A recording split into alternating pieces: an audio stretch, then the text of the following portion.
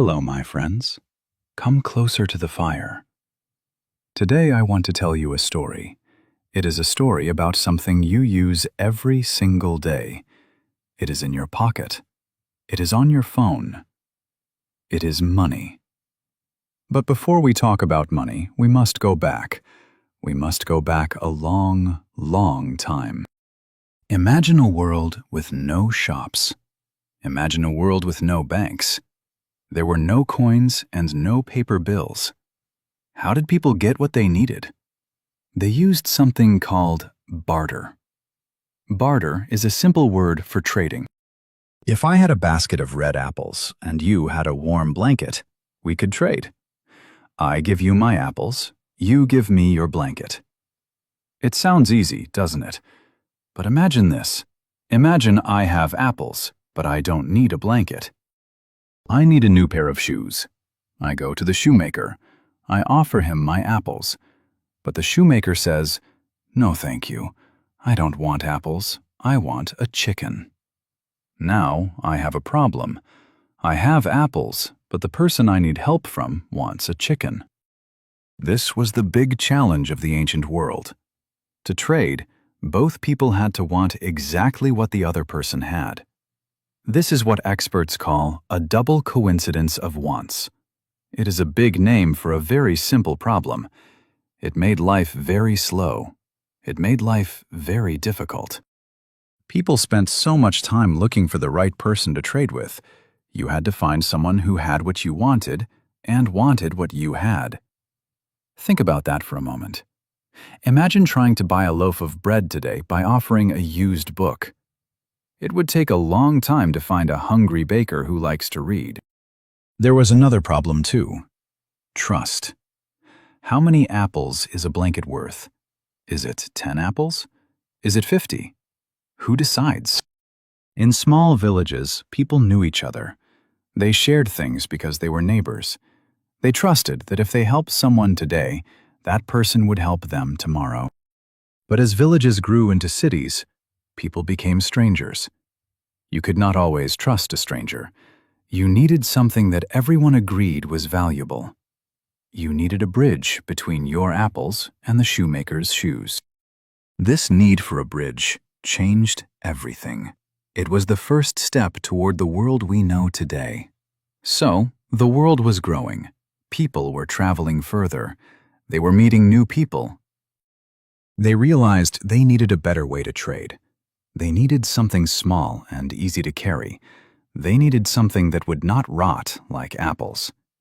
They began to use commodity money. This means they used real things that everyone wanted.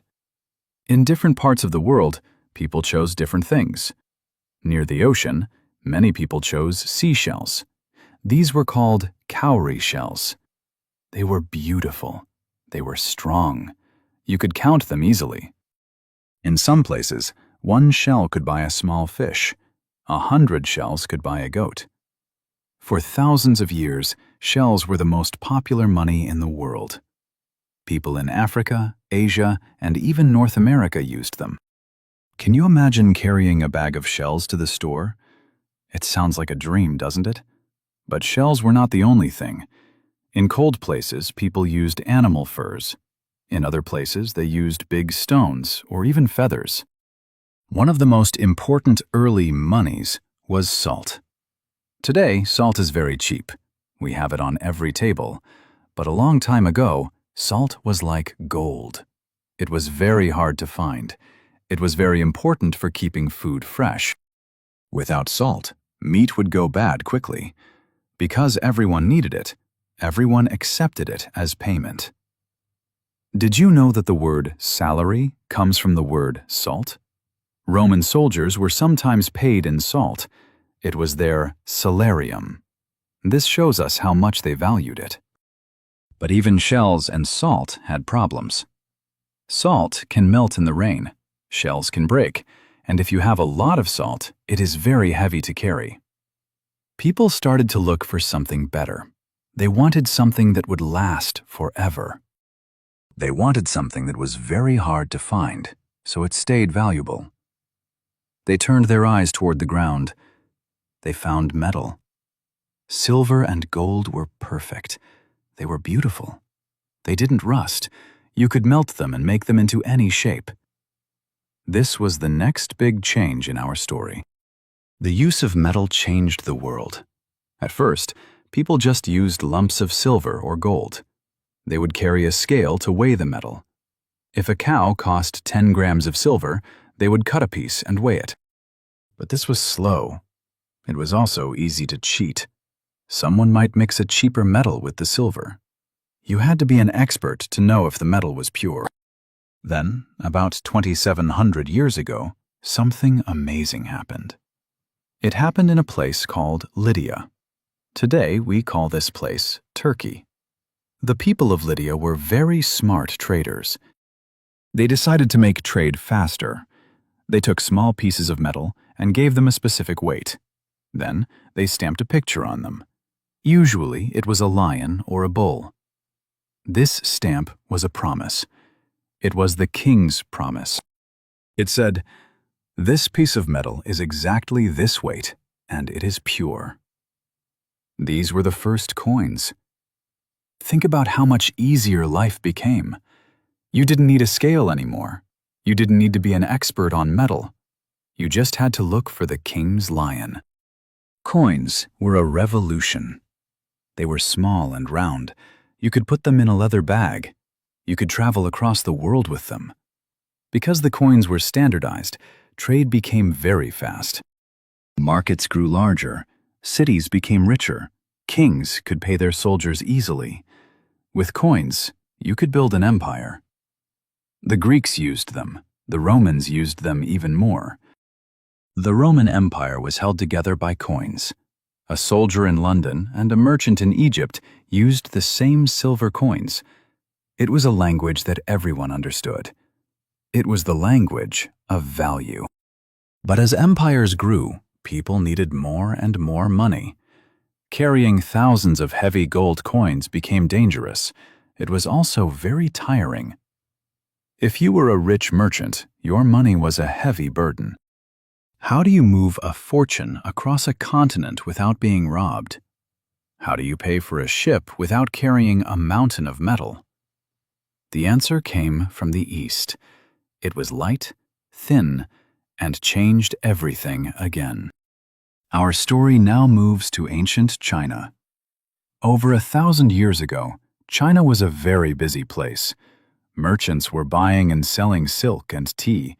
They used coins made of iron or copper. But iron is very heavy. If you wanted to buy something big, you needed a cart just to carry your coins. One day, the merchants had a clever idea.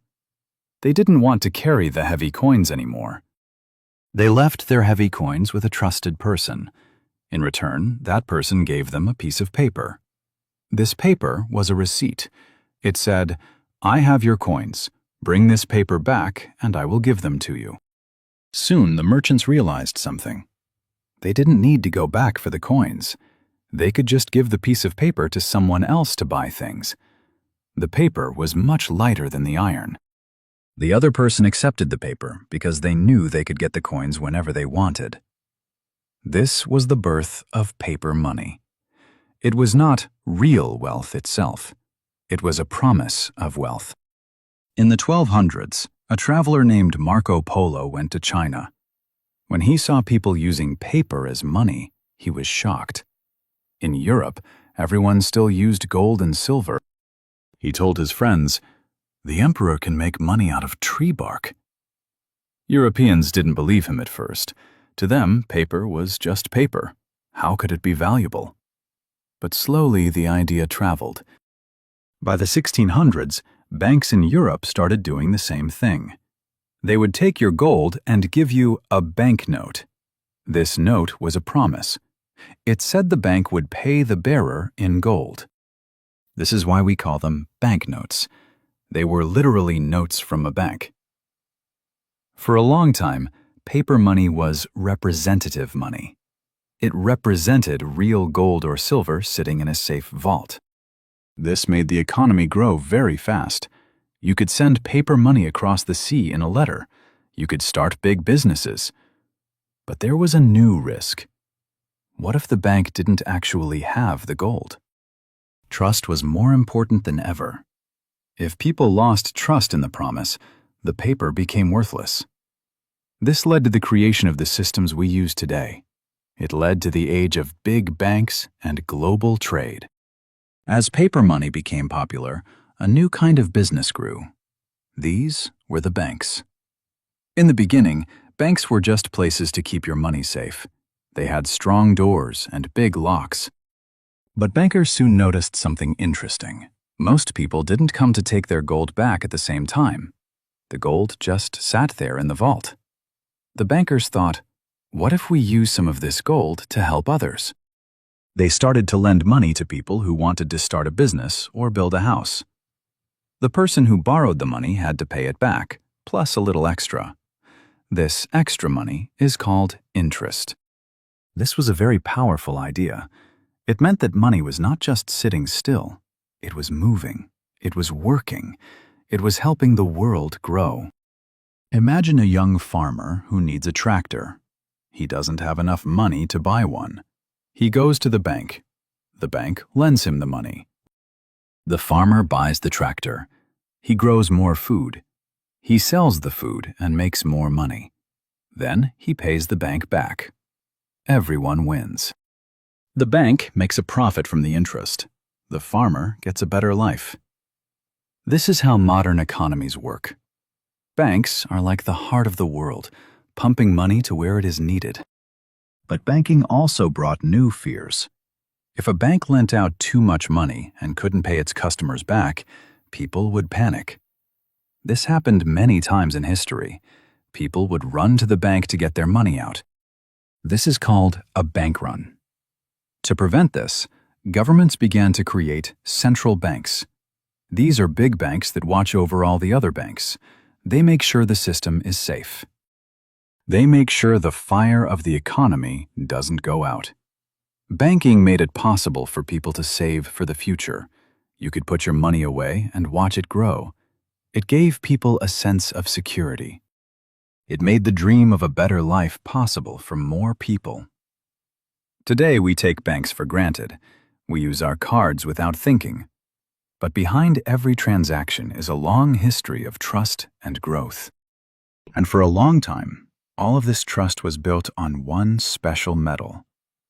For hundreds of years, the world followed a special rule. It was called the gold standard. This meant that almost every piece of paper money was linked to gold. If you had a $5 bill, you could, in theory, trade it for $5 worth of gold. Gold was the king of money. Why? Because gold is rare. You cannot just print more gold. You have to find it in the ground. This made money very stable. Prices did not change very often. If a loaf of bread cost a few cents in 1850, it probably cost the same in 1880. People felt safe knowing their money would keep its value for a long time. During the 1800s, the gold standard helped the world trade together. Whether you were in London, New York, or Tokyo, everyone agreed on the value of gold. It was a golden age of international business. But the gold standard also had a big weakness. Because the amount of money depended on the amount of gold, the economy couldn't grow faster than the gold supply. If a country needed more money to build roads or schools, but didn't have more gold, it was stuck. Sometimes there wasn't enough money to go around. This caused problems for farmers and workers. Also, if a big war happened, countries needed a lot of money very quickly. They couldn't wait to dig more gold out of the earth.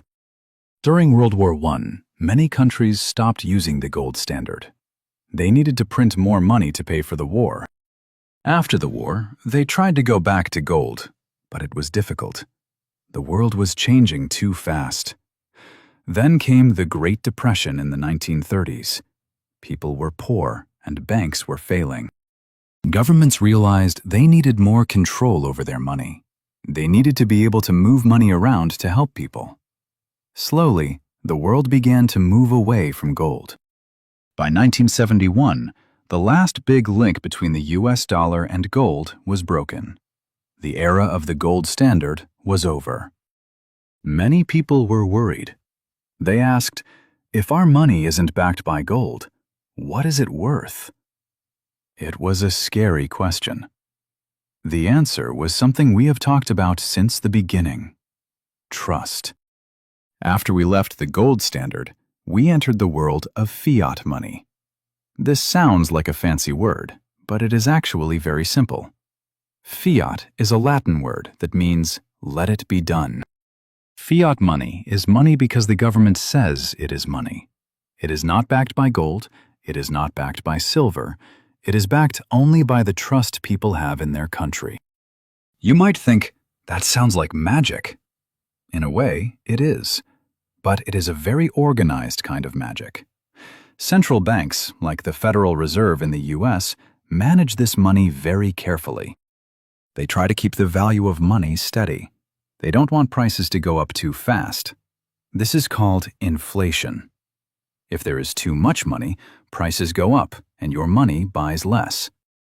But why use fiat money? Why not stay with gold?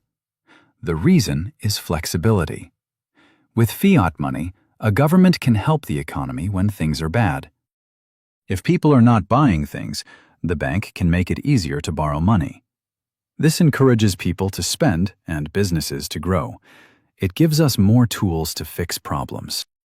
Most of the money in the world today is fiat money. When you look at a bill, you see a picture of a famous person and some numbers.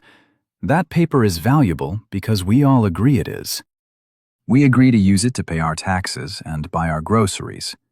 It is a huge social contract. We all trust that if we work hard today for these pieces of paper, we can use them tomorrow. It is a system built on the stability of our society. But even paper is starting to disappear. Have you noticed? We use cash less and less. We are moving into a new era where money is something we cannot even touch.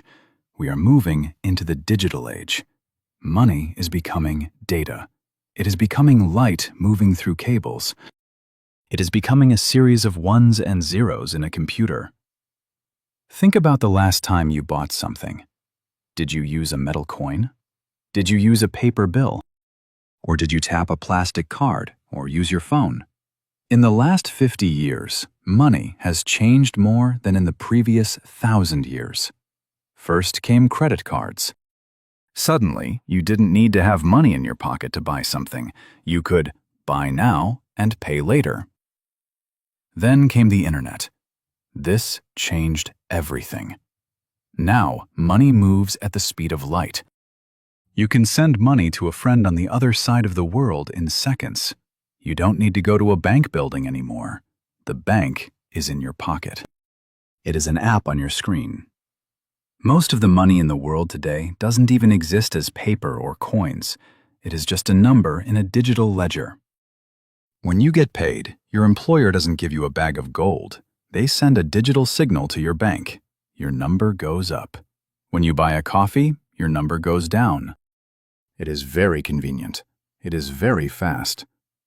But it also feels a bit strange, doesn't it? Money has become invisible. We don't feel the weight of it anymore.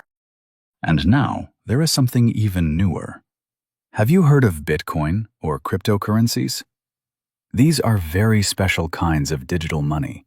They don't belong to any government or any bank. They use a technology called blockchain. It is like a digital book that everyone can see, but no one can cheat. It is a new way of creating trust without a central authority. Some people think this is the future of money. They think it will make the world more open. Others are not so sure. They think it is too risky. Whatever happens, one thing is clear. The way we think about money is shifting again. We are moving away from physical things and moving into the cloud. We are trusting math and code instead of kings and gold. We have come a long way tonight, haven't we? We started with apples and blankets by a fire. We traveled through the age of shells, the birth of coins, and the rise of paper. We saw the power of banks and the glint of the gold standard. Now we stand in a world of digital signals and invisible wealth. So, What is next? What lies ahead for the story of money? Some people say that one day, physical cash will disappear completely. Every transaction will be digital. This might make things easier, but it also brings questions about privacy. If every cent you spend is tracked by a computer, what does that mean for your freedom? Others think that money will become even more personal. Maybe we will have many different kinds of money for different things. Or maybe the way we value things will change entirely. Think about how much we value likes on social media or points in a game. In the future, maybe these things will be a kind of money too. The lines between our digital lives and our financial lives are blurring. But through all these changes, one thing stays the same. Money is not really about metal, paper, or code. Money is a human story. It is a story about how we work together. It is a tool we invented to help each other. It allows us to share our skills and our time with people we don't even know. It is a way of saying, I value what you do. When you look at a coin or a digital balance, try to see the human effort behind it. Think of the farmer, the baker, the teacher, and the doctor. Money is the thread that connects all our lives. The future of money will be whatever we decide to trust. It will be built on our ingenuity and our need to connect. As the fire burns low, take a moment to wonder. What will people use as money 100 years from now? Will they look back at our plastic cards and think they are as strange as seashells? Probably. The story of money is the story of us. It is a journey of trust that never ends. Thank you for listening to this story. Until next time, keep wondering.